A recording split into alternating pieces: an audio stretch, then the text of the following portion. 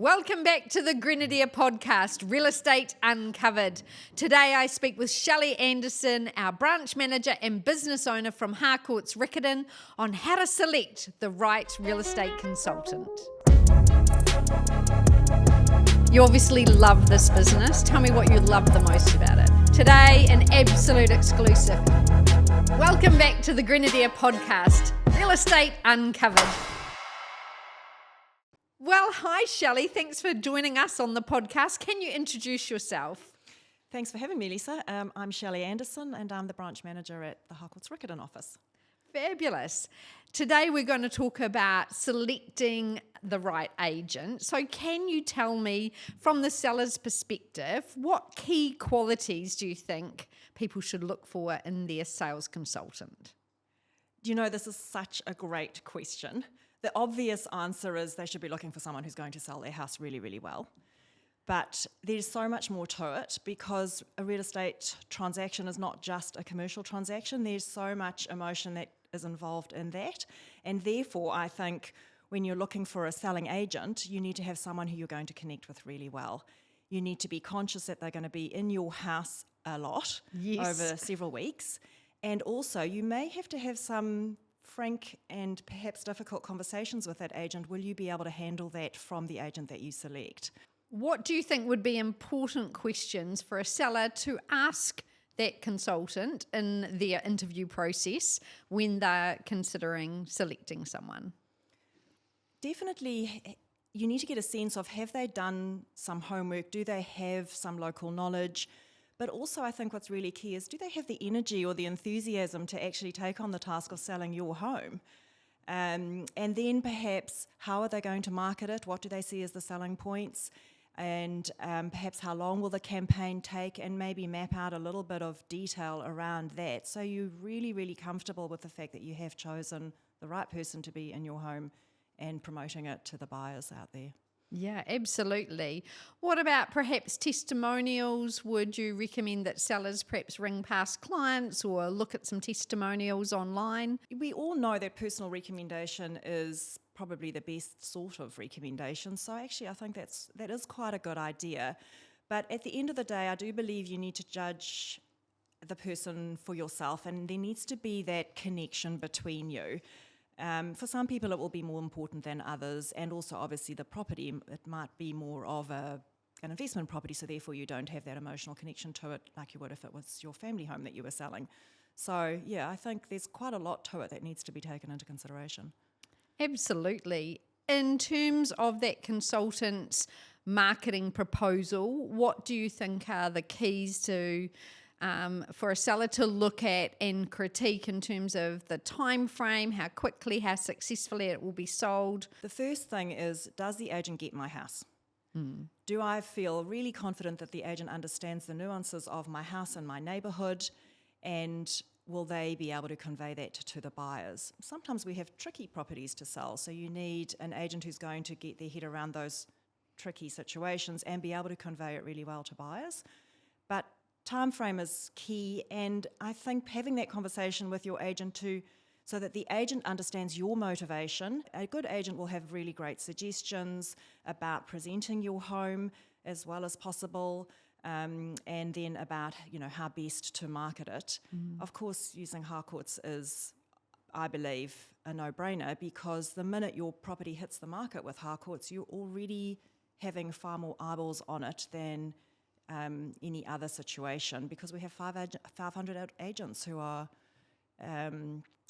often working with buyers and actively working with those buyers. So the first thing is getting eyeballs on your property, and the second thing is getting those people to actually come and view it. And if you've got agents actively working with buyers, they're going to bring those people through the property, and hopefully then you're going to achieve that optimum result.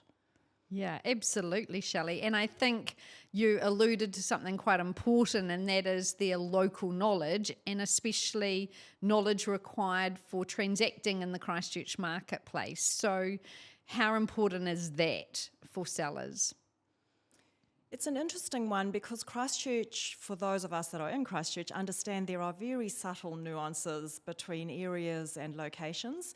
So I think it's key that an agent really does understand those nuances and is able to convey them really well to buyers. Local knowledge in terms of what is sold recently, what surrounding properties are like in comparison to the subject property.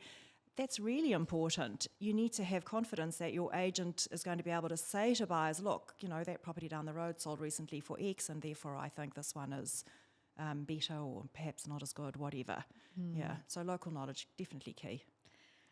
In conjunction with that, can you perhaps share a success story where, a seller's chosen the right consultant for their property and how that's made a big difference on the day? I've actually got so many examples, mainly around cultural differences. Yes. So often we will have someone from a different culture, and if we can match them with an agent of the same culture, it makes the whole transaction so much simpler and smoother. There are some small complexities with real estate transactions, and if someone can explain that in a language that the owner or the buyer can understand, fantastic. So we've had that happen quite a bit. Even in the auction room, sometimes we'll get another agent involved in the negotiation process so that they can speak with their buyer or their seller in their own language. But also age can be a big thing. So I can clearly recall an elderly lady who needed to sell her home, and she was really anxious about having someone in her home. And so it was important that we found, the right agent who would be able to empathise with her and sell her home in the way that she wanted it to be sold. And it's all about that matching, that chemistry, that communication, isn't it? Absolutely. Yeah. Yeah. What would be some common mistakes maybe that buyers and sellers do make when selecting an agent? Maybe rushing the process. Don't be lured by the agent that's perhaps got a lot of personal advertising out there or maybe a lot of awards. They could be the right agent for you. But, going back to what I said earlier, you need an agent that you're going to connect with, that you're going to be able to have potentially some tricky conversations with. And I think you should do your homework. You should interview 2 or 3 agents. You shouldn't just go with the first one you meet.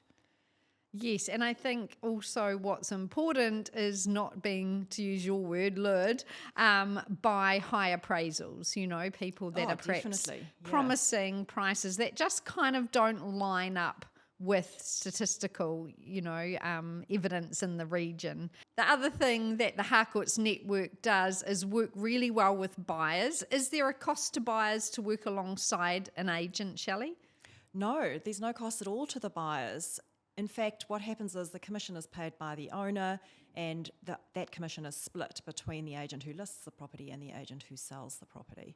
So for buyers, it's really a complimentary service, isn't it? Absolutely. And why wouldn't you take it on? It's free and it will save you time, because if you have really good, honest conversations with the agent that you're working with about your needs and your budget, etc., the agent will make sure that they only show you properties that fit those needs. Sometimes people are lured by an agent who perhaps offers a lower rate of commission.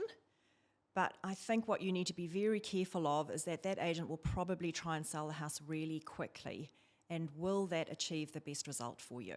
So you might save some money up front, but you might lose money at the end of the process. So that's something to be really careful about. Another thing is that sometimes agents offer to pay for marketing for you.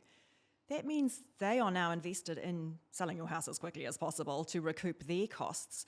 So I think that needs to be something you carefully consider as well. It's actually normally a very small cost when you think about the value of your home. So yeah, be wary of being lured in by that. Yes. And I know that, often people sort of think, I might save $1,000 here or there, but really, it's not about saving you money. It's about investing in the process to ensure we get the very best result. And ultimately, you don't pay any commission until we bring you a result that you're really happy, to accept. Yeah. And hopefully you achieve a result far quicker than if you were doing it on your own. I think buyers start out, it's very exciting and they want to take full control, and good on them. But after 3 or 4 weeks, they're like, wow, we need some help, where do we go? So yeah, absolutely getting alongside a Grenadier agent would be our strong advice. Definitely, yeah.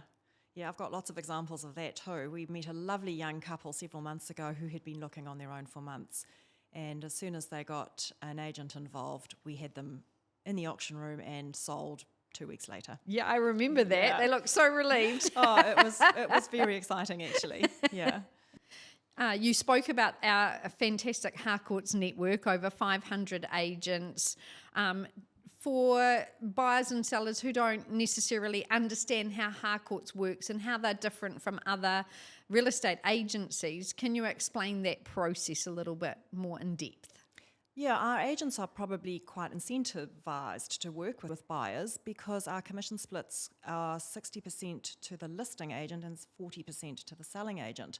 So it's incentivizing for the agents to work with buyers, but from the buyer's point of view, an agent can save them so much time and potentially even money because they will only be showing them properties that really suit their requirements. They're bringing people, when you're selling your property, those agents are bringing buyers through who are actively in the market and looking for a property. And the agent is doing everything they can to assist them find the right house and then put an offer together as well. Yeah. And I think that what we love about our Harcourts network is that we're not necessarily looking for the first buyer, we're looking for the best buyer. And so by having as many agents as possible working with buyers and bringing them to your property, often as the listing agent, we say to our owners, there's probably only a 50% chance it's going to be me that sells your home. I'm going to work with, my colleagues in the network. And that helps to bring about some competitive, hopefully multi-offers or competitive bidding at auction. Yeah. No, there's no doubt about it that works, and we see that every week in the auction room. We see it regularly in multi-offer situations where sometimes the listing agent only has one offer or no offers, and all the other offers are coming from other agents. Yeah. So in summing up, for sellers thinking of coming to market, whether it be your first time to market or maybe you've marketed plenty of homes, do your homework, interview well, have some good quality questions. This is a big decision you're making. Yeah, and I think, Christchurch especially is a small place. We form fabulous relationships with people that we get along well with. And a real estate agent is one of those relationships that you could have for the rest of your life. Yeah. So, select wisely. And give us a call at Grenadier.